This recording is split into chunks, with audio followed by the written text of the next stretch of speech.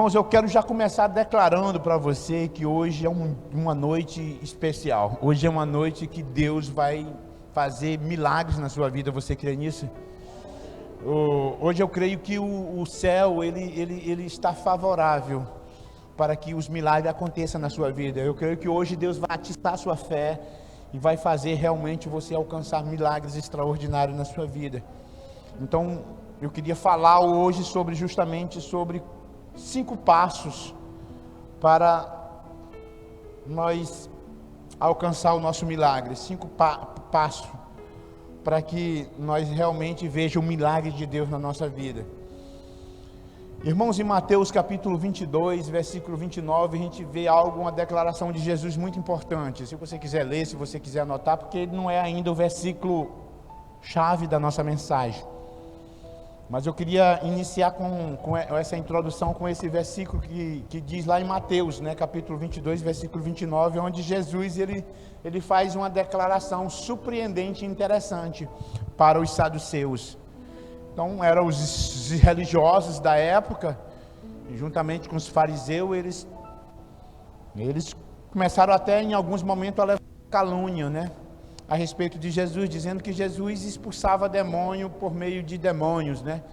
E Jesus curava os enfermos por meio de demônio, porque eles não suportavam ter que admitir que realmente era o poder de Deus que fazia aquilo. Eles eram muito religiosos e eles queriam que isso realmente saísse deles, porque eles eram os modelos para aquela geração, segundo eles pensavam.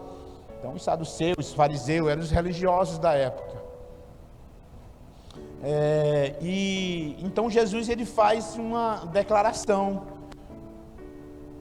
Ele faz uma exortação aos saduceus. Aí no versículo 29 do capítulo 22 de Mateus, ele diz assim: olha pessoal, o problema de vocês, eu vou dizer com minhas palavras, Jesus disse assim: o problema de vocês é que vocês não conhecem a palavra e não conhecem o poder que há nela. Tem em algumas versões diz assim: vocês não conhecem a palavra e nem o poder de Deus. Jesus ele confronta os saduceus. Ele diz assim: o problema de vocês é esse, o problema é que vocês não conhecem. Então isso era como se fosse um insulto para eles, porque eles eram os religiosos da época que liam muito, né, o Torá, né, as escrituras. Então, uma coisa é você ler, outra coisa é realmente você começar a realmente compreender realmente o poder que há nas escrituras. Então Jesus ele queria dizer, ele fez essa indagação. Então há uma necessidade de mim e de você hoje, viu pessoal, igreja, de nós não só apenas ler, mas nós conhecer o poder que há na palavra, o poder que há na palavra de Deus, o poder de Deus que há na sua palavra. Era isso que os saduceus e os fariseus da época não sabiam, por isso que Jesus ele confronta eles dizendo isso. E aí em Marcos capítulo 4, versículo 35, vamos ler junto. Em Marcos capítulo 4, versículo 35, a gente vê Jesus ele usando alguns momentos do seu ministério para ensinar os seus discípulos, né, acerca desse poder que há na palavra. A palavra ela se torna uma coisa simples, apenas um livro de contos de mitos, se você não entender e aprender os princípios que há na palavra. Há princípios poderosos na palavra.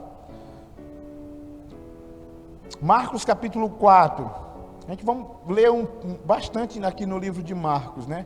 Versículo 35, vamos lá para o 35, aí vamos ler do 35 até o 41, vamos fazer essa leitura junto. Marcos capítulo 4, a gente vamos ler do 35 ao 41. Na realidade um episódio que acontece ali na vida de Jesus e a gente vê Jesus, ele ali ensinando para os discípulos princípios. E eu queria tirar um desses princípios desse texto aqui, para a gente poder começar a dar o pontapé na nossa mensagem de hoje. Amém? Marcos, capítulo 4, versículo 35. Diz assim: naquele dia, ao anoitecer, disse ele aos seus discípulos: vamos atravessar para o outro lado. Deixando a multidão, eles os levaram no barco. E assim como estava, outros barcos também o acompanharam. Levantou-se um forte vendaval, e as ondas se lançavam sobre o barco, de forma que este foi se enchendo de água. Jesus estava na popa, dormindo, com a cabeça sobre um travesseiro. Os discípulos os acordaram e clamaram: Mestre, não te importa que morramos? E ele se levantou, repreendeu o vento e disse, eu queria frisar nesse e disse ao mar: aquieta-te,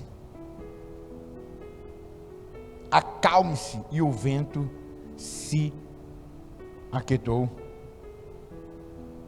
e fez completa bonança. Então perguntou os seus discípulos: por que vocês estão... Então ele perguntou aos seus discípulos, né? Por que vocês estão com tanto medo, ainda não têm fé? Eles estavam apavorados e perguntavam uns aos outros: quem é este que até o vento e o mar lhe obedecem?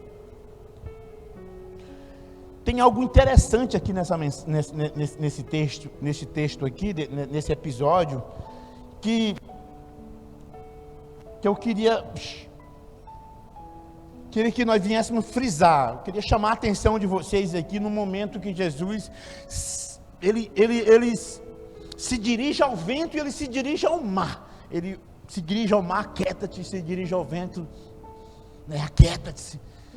E aí, por ele se dirigir ao vento e ao mar, dar aquela ordem, o mar se aquietou, o vento se aquietou. E naquele momento ele dá uma confrontada nos seus discípulos: por que vocês estão com medo ainda? Vocês não têm fé? Mas Jesus, ele para por aí, ele não continua a ensinar os seus discípulos. Mas vocês vão entender o que é que Jesus queria ensinar aí, mas na frente ele consegue ensinar. E aí a gente vê Marcos, aí passa capítulo 4, 5, 6, vamos lá para o 11. Lá no versículo 11 de Marcos, continua o Marco narrando ali esses dias que Jesus estava vivendo. Então Marcos capítulo 11, versículo 12 ao 14. Marcos capítulo 11, versículo 12 ao 14. Isso, vamos dizer que tinham passado uns 3 dias após isso, né? Após essa tempestade no mar. E aí no versículo 12 do capítulo 11 do mesmo livro de Marcos, Marcos faz mais essa narrativa de um outro episódio que acontecia também com Jesus. O versículo 2 diz: no dia seguinte, quando estava saindo de Betânia, Jesus teve fome. Vendo à distância uma figueira com folhas, foi ver se encontrava nela alguns frutos. Aproximou-se dela, nada encontrou, e a não ser folhas, porque não era tempo de figo. Então lhe disse: ninguém mais coma do seu fruto. Jesus libera uma palavra, e os seus discípulos ouviram-no dizer isso. Aí a gente vamos lá para o 20, o versículo 20, vamos lá mais para o 20, a gente vamos ver o que é que acontece em seguida, no outro dia. De manhã, ao passar, viram a figueira seca, desde a raiz a figueira secou. Lembrando-se, Pedro disse a Jesus: mestre, vê, a figueira que amaldiçoaste secou. Era tudo isso que eu imagino que Jesus queria. Um interesse ali de um discípulo para fazer uma pergunta que era para Jesus começar a ensinar algo que ele tentou ensinar lá na tempestade no barco. E aí Jesus, ele disse assim, aí Jesus, ele fala uma coisa interessante, ele diz assim, no versículo 22, ele diz assim: respondeu Jesus: tenha fé em Deus. E em seguida ele diz assim: eu lhe asseguro, isso Jesus falando, se alguém disser a este monte, Levanta-se e atire-se no mar, e não duvidar em seu coração, mas crê que acontecerá o que diz, assim lhe será feito. Pronto, Jesus já pegou aí esse gancho de Pedro para ensinar algo muito importante para os seus discípulos. Primeiro, uma das coisas que a gente aprende com Jesus lá no barco ainda, é que ele se dirigiu à tempestade, que ele se dirigiu ao vento, ele não se dirigiu ao discípulo, ele se dirige ao problema, e ele dá uma ordem para o problema. Da mesma forma, quando ele não encontrou fruto na figueira, ele se dirigiu à figueira, e ele lança uma palavra sobre a figueira, e a figueira é seca. Era simples, a figueira não tinha dado fruto na época, só porque não era o tempo de dar fruto. Mas Jesus fez aquilo, porque Jesus queria ensinar um princípio poderoso para os seus discípulos. O poder que havia naquilo que os discípulos declaravam, no poder que havia naquilo que os discípulos dizia. Por isso que ele disse assim: eu lhe asseguro que se você disser, se você falar, se você declarar que para esse monte sai daqui, lance-se no mar, e você não duvidar no seu coração, vai ser feito conforme você disse. Eu disse, escute, irmão, há um poder no que você diz. Dizer, a Bíblia diz que nós vamos comer do fruto da nossa língua, do que nós disser. Então, primeiro, Jesus ele queria ensinar para os seus discípulos que há um poder sobre declarar. Então não tem como domingo, se eu não me engano foi domingo, eu ministrava, foi um culto anterior, e eu ministrei sobre a justiça de Deus, o juízo de Deus, e eu falei: olha, Deus já nos deu o poder de expelir demônio, de curar os enfermos. Então não é para nós se dirigir a Deus: oh Deus, Senhor, venha e expulsa esse demônio. Não, é nós que temos o poder de expulsar o demônio da nossa casa, de expulsar os demônios da nossa família, de expulsar a enfermidade da nossa vida. Já nos foi dado este poder de nós declarar, de nós dizer. Então, escute, isso é muito importante você entender, que você tem que dizer, que você tem que falar, que você tem que declarar a bênção sobre a sua vida, que você tem que declarar a cura sobre a sua vida, que você tem que declarar você tem que se dirigir à tempestade. Eu não sei qual é a tempestade que talvez possa estar se levantando contra a sua vida, ou em que área da sua vida.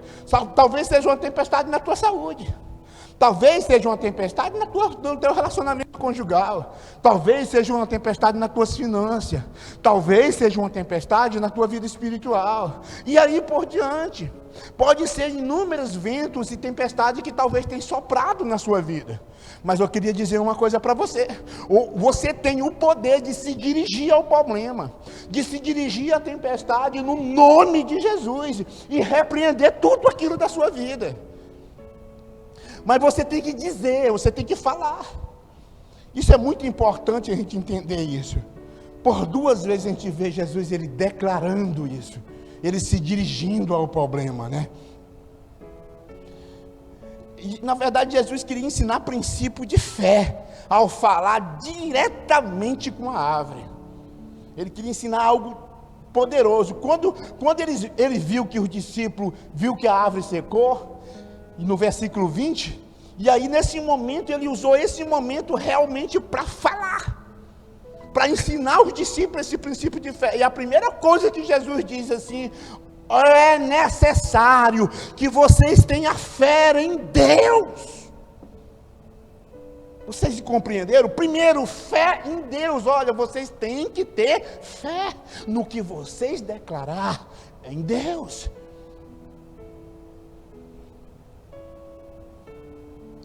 E aí ele diz assim, ele fala assim: olha Pedro, eu asseguro, Pedro, que se você disser para esse monte, com fé no seu coração, sem dúvida, para ele se atirar ao mar, ele vai se atirar ao mar.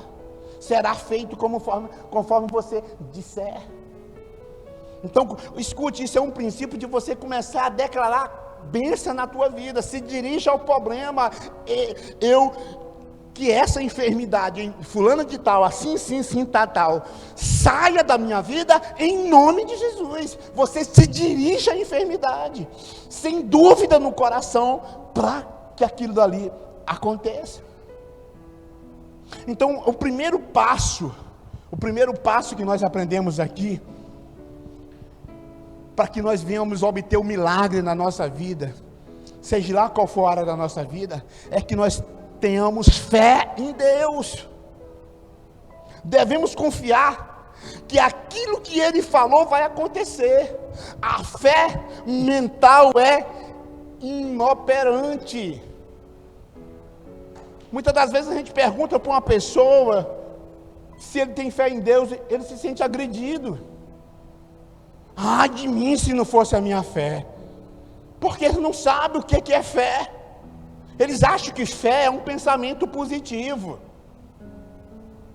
Eles acham que fé é um desejo. Eles confundem a fé com o desejo. Você já viu aquelas pessoas falar: eu tenho fé em Deus que o meu filho vai sair dessa? É nada, é só deseja. Não é fé, confunde a fé com desejo. Confunde a fé com pensamento positivo. E isso é a fé carnal. Pastor, qual é essa fé que o Senhor fala? É a fé na palavra. Mas para você ter fé na palavra, você precisa conhecer a palavra. Quando você conhece a palavra, aí em cima do que a palavra diz, você aplica a fé. Isso é a fé espiritual.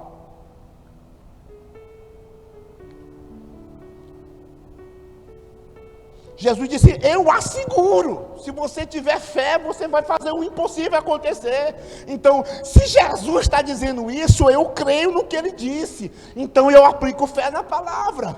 Então, se eu disser, sem dúvida no meu coração, que essa enfermidade vai sair da vida do meu filho, vai sair da vida da minha vida, e vai se lançar nas profundezas do inferno, sem duvidar no meu coração, e se eu disser sai, ele vai sair. Viu? Isso é fé. Fé na palavra. No que a palavra diz, não é aquela fé que eu tenho, achando, aquele desejo que eu tenho, que eu confundo com fé. Você está me compreendendo? E aí você começa a entender, diz assim: mas beleza, pastor, mas como eu vou ter essa fé? Eu sinto que eu não tenho fé o suficiente. Primeiro, a Bíblia diz que a fé vem pelo ouvir. E o ouvir a palavra de Deus. Então a fé é o que vocês estão adquirindo agora. A fé vem pelo ouvir o que a palavra diz acerca daquilo que você está vivendo. É a palavra.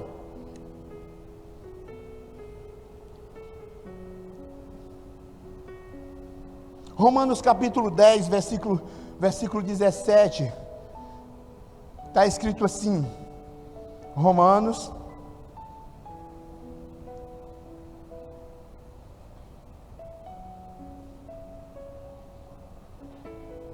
capítulo 10, versículo 17, olha o que está escrito aqui, diz assim, relembrar algumas coisas, que talvez você até já ouviu, mas eu preciso relembrar, porque a fé vem pelo ouvir, diz assim, consequentemente a fé vem por ouvir, a mensagem é ouvir mediante a palavra de Cristo. Então a fé vem pelo ouvir. Então isso daí já é um princípio. João 14, do 13 ao 14. O Evangelho de João, capítulo 14. Vamos ler do 13 em diante, diz assim. Isso é importante, diz assim: olha só o que Jesus diz. Ele diz assim: e eu farei o que vocês pedirem em meu nome, para que o Pai seja glorificado no Filho. O que é que Jesus te diz agora? Ele diz: olha, eu vou fazer o que vocês pedirem no meu nome. Se for para essa enfermidade sair no nome de Jesus, Jesus está garantindo aqui: eu vou fazer o que vocês pedirem no meu nome, para que o Filho seja glorificado no Pai. No versículo 14 ele diz assim: e o que vocês pedirem em meu nome, eu farei.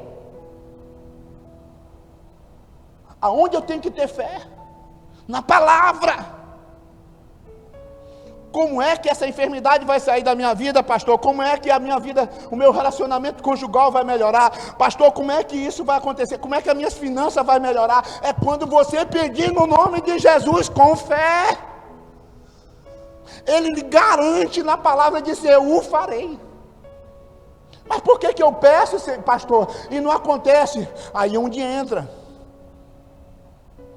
Porque muitas das vezes você não fala ao monte. Porque muitas das vezes você não se dirige ao problema. Porque muitas das vezes você não se dirige à tempestade. Muitas das vezes você fala com Deus, mas você não se dirige ao problema. Você não conhece as escrituras, de saber que já lhe foi lhe dado o poder de expelir demônio, de curar os enfermos, já lhe foi lhe dado o poder. E aí por isso que Jesus olhou para os fariseus, para os saduceus da época e disse assim, o problema de vocês é que vocês não conhecem as escrituras e nem o poder que há nela. É por isso que vocês têm problema. E às vezes é o problema da nossa geração, é que nós não conhecemos as escrituras e nem o poder que há dentro dela. E qual é o poder que há nas escrituras? É a certeza, é a convicção que tudo que nós pedir no nome de Jesus, Ele o fará. Isso é a fé espiritual, é a fé na palavra, é a fé naquilo que Jesus disse, não naquilo que nós achamos, mas é naquilo que Jesus disse, fé na palavra. Versículo 13, ele é bem claro, eu farei o que vocês pedirem em meu nome. Só para o Pai ser glorificado no Filho, ele disse. Então, olha, escute, nós temos a certeza que Jesus vai fazer o que nós pedir no nome dele. É por isso que muitas das vezes a gente impõe a mão sobre um endemoniado e diz, sai em nome de Jesus, o demônio vai embora. Por quê? Porque nós estamos tendo fé e estamos dizendo ao demônio, nós estamos se dirigindo ao problema. Segundo ponto, se dirigir ao problema, dizer ao problema. Vocês estão me compreendendo? Talvez um filho ou um parente que está nas trevas, e você dizer que haja luz sobre a vida dele em nome de Jesus. A Bíblia diz que no início de tudo só havia treva e Jesus usou o quê? A palavra. A Bíblia diz que Jesus disse, haja luz e houve luz. Tudo no início, quando começou, antes de existir o mundo, antes de existir nada, existia o quê? A palavra. Você diz assim, mas pastor, como é que você me garante isso? A Bíblia diz que o verbo se fez carne e habitou entre nós. Antes de Jesus se fazer carne e habitar entre nós, ele era o quê? O verbo. O que é verbo? A palavra. É a palavra que tem poder. Nós temos que se conscientizar disso. É por isso que Jesus estava dizendo aos saduceus, vocês não conhecem o poder que há na palavra. Esse é o problema de vocês. Vocês conhecem as histórias, vocês conhecem o Torá completo, vocês conhecem isso, conhecem aquilo, mas vocês não conhecem o poder que há nele. É isso que Jesus queria explicar. Então, o primeiro ponto, tem fé em Deus. O segundo ponto, falar ao monte, falar à tempestade, se dirigir a ela.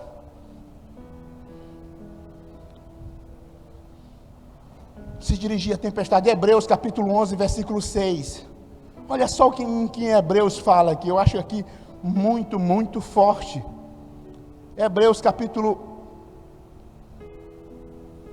11, versículo 6, diz assim, ó, nesse versículo 6 aqui, olha o que ele diz, sem fé é impossível agradar a Deus, pois quem dele se aproxima precisa crer que ele existe e que é recompensador daqueles que o buscam.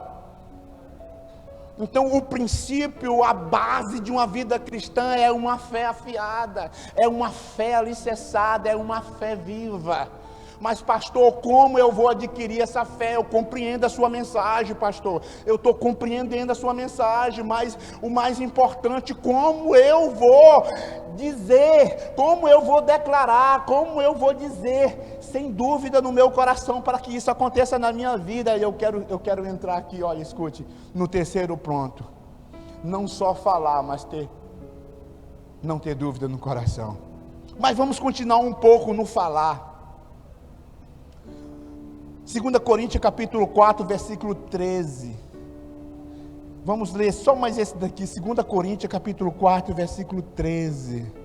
Olha o que é que diz aqui no versículo 3 de 2 Coríntios, capítulo 4, diz assim: está escrito, criei, por isso falei, com esse mesmo espírito de fé nós também cremos, e por isso falamos.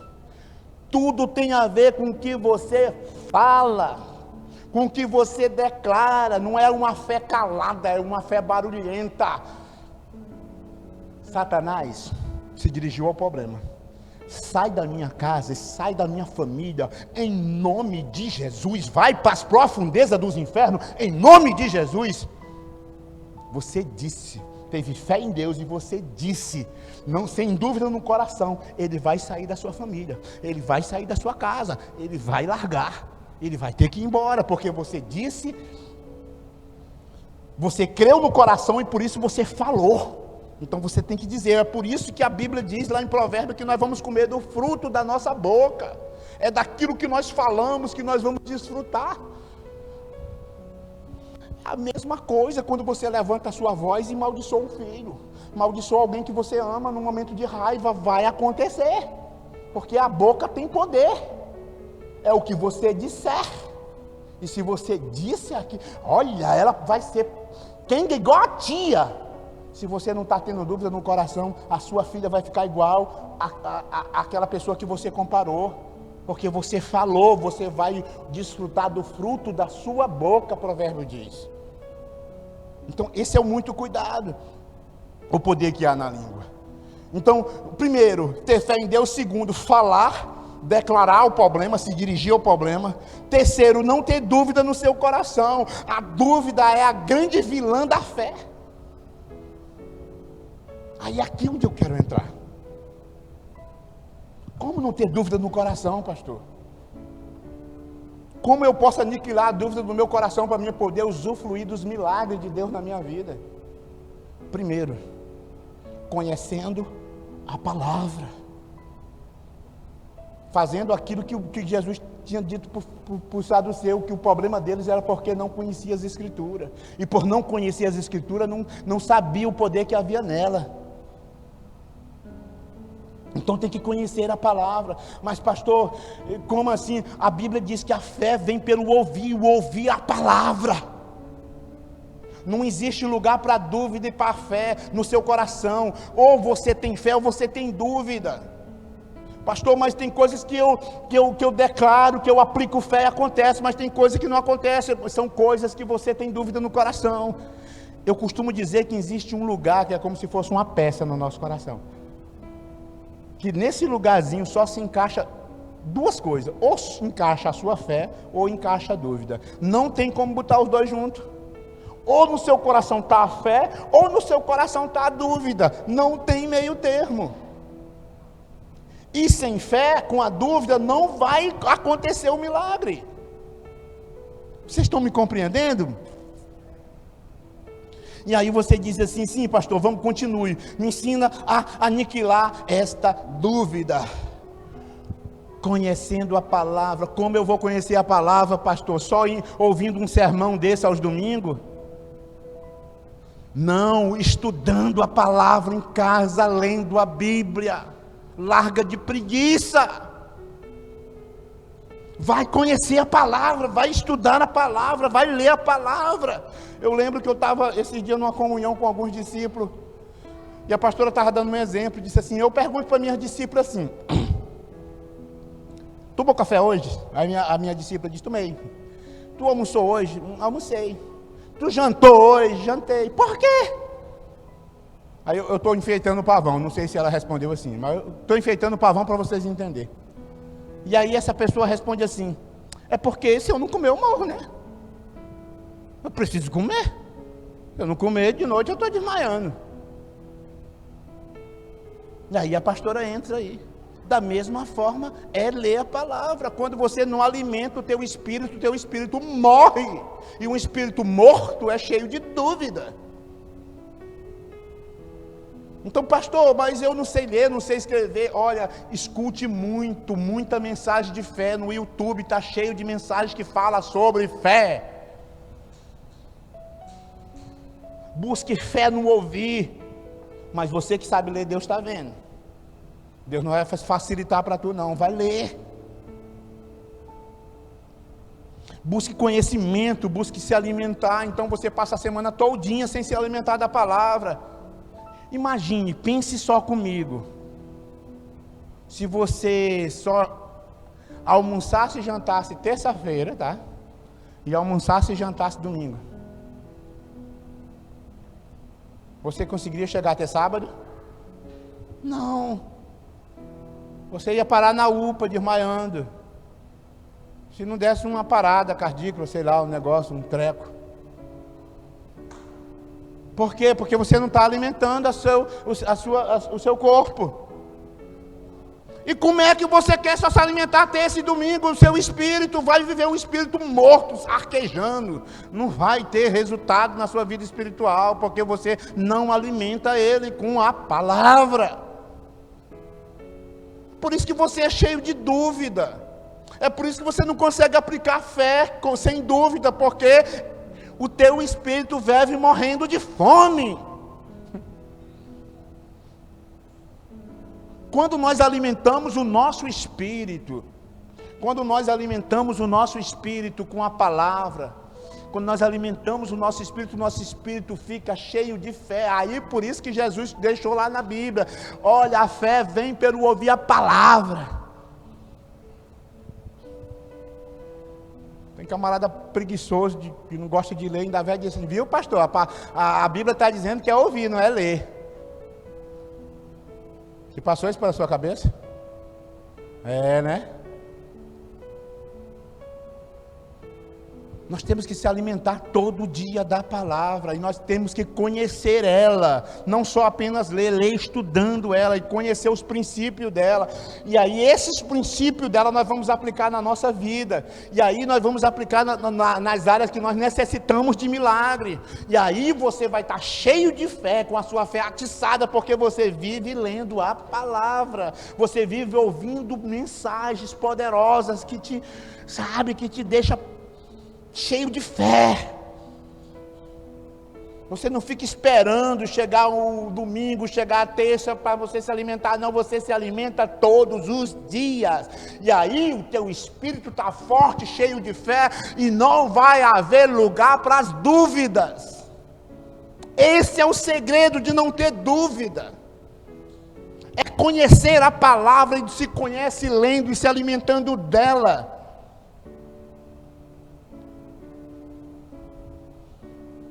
Não duvidar no seu coração, crer que se fará aquilo que você declarou, E quando você crê que se fará aquilo que você declarou, é o quarto ponto. O quinto ponto é com Deus, e no quinto ponto diz assim, tudo o que disser, lhe será feito. Deus se encarrega de fazer o milagre acontecer na sua vida, quando você rompe os 4 passos, fé em Deus, declarar a bênção na sua vida, se dirigindo ao problema. Terceiro, sem dúvida no coração. Quarto, crer que será feito aquilo conforme o que você disse.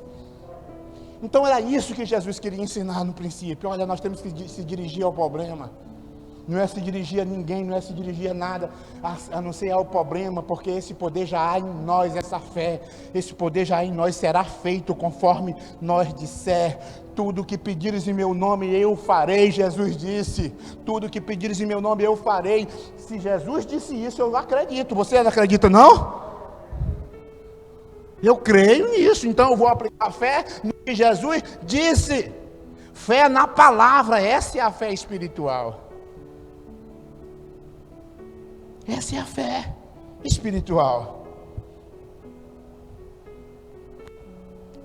Então eu queria que vocês compreendessem isso.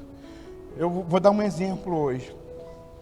Hoje, de ontem para hoje, eu preparei 3 mensagens. Lendo Bíblia, buscando.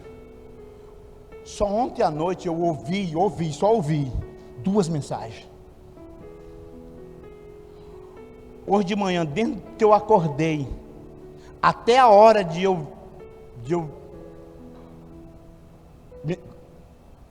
tomar banho para mim vir para mim vir para o culto, dentro da hora que eu acordei.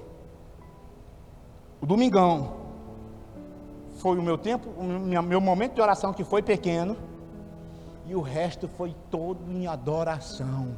Adoração. Eu fazia uns dias que eu não adorava tanto ao domingo que nem adorei hoje. E só me levantei para comer já 3 horas da tarde, que eu fui almoçar, para mim poder tomar banho e já se arrumar para mim vir para cá, porque 4 horas eu já chego, eu já tenho que estar aqui pela igreja, arrumando, ajeitando os equipamentos de filmagem e tudo. Vocês estão me compreendendo? Então, isso são resultados de uma vida com Deus. Escute uma coisa que eu vou dizer para vocês, presta bastante atenção para cá, olha. Deus não quer viver com nós de encontros ocasionais. Quem vive desse tipo de encontro é amante. E nós somos noiva. Deus não quer amante, Deus quer noiva. Vocês estão me compreendendo? Ah, mas eu vou para o culto terça e eu vou para o culto domingo. E o resto da semana? E o resto Vocês marcam 2 encontros só com a palavra, com a presença de Deus, e o resto da semana? Isso fica para amante. Deus está dizendo para mim e para você hoje: escute, eu quero uma noiva, não quero um amante. Alguém que se relacione comigo, alguém que ande comigo, alguém que viva comigo todos os dias, alguém que tenha intimidade comigo, alguém que se relacione comigo diariamente. Agora me diz uma coisa, irmãos. Passar a semana todinha sem ler uma Bíblia. Eu estou falando você que sabe ler. E quando chegar no culto, abrir a Bíblia para ler e dizer assim: essa semana eu estou pegando na Bíblia agora. Eu estou abrindo meu celular para ler a palavra agora e eu vou lhe falar. Eu, sem nenhum pingo de dúvida, eu digo para você, não precisa ser nem profeta para saber disso, o seu espírito está à beira da morte. Você vive se rastejando. Você não alimenta o seu espírito, vive se rastejando. Sai esse aí até bem, mas daqui a 2 dias você não alimenta, ele vai começar a ficar desnutrido de novo. Vocês estão me compreendendo? É por isso que muitas das vezes nós não conseguimos vencer a dúvida, porque a fé é pela palavra. E se nós não se alimentar da palavra, quem vai tomar conta no lugar da fé será a dúvida. E às vezes nós aplicamos todos os princípios. Às vezes nós temos fé em Deus, ou pelo menos dizemos que tem. Às vezes nós declaramos, se dirigimos ao problema, e nada acontece porque o nosso coração vive cheio de dúvida, porque vive um espírito à beira da morte, um espírito sem alimento, um espírito sem ter um alimento da palavra, sem um momento de comunhão com Deus, um momento de adoração, momentos com Deus, preciosos com Deus. Eu não sei se vocês já tiveram essa experiência, meu Deus. Que gostoso é quando você está ali lendo a Bíblia, que um versículo fala com você, e você se enche de júbilo, a garganta entala, as lágrimas descem. A gente vê ali a presença de Deus, Deus falando com a gente naqueles versículos, que gostoso, que coisa maravilhosa. Você se levanta ali cheio de fé, você se levanta ali inabalável, você fecha a sua Bíblia ali e passa o resto do dia inabalável, cheio de fé, alimentado, um espírito bem alimentado.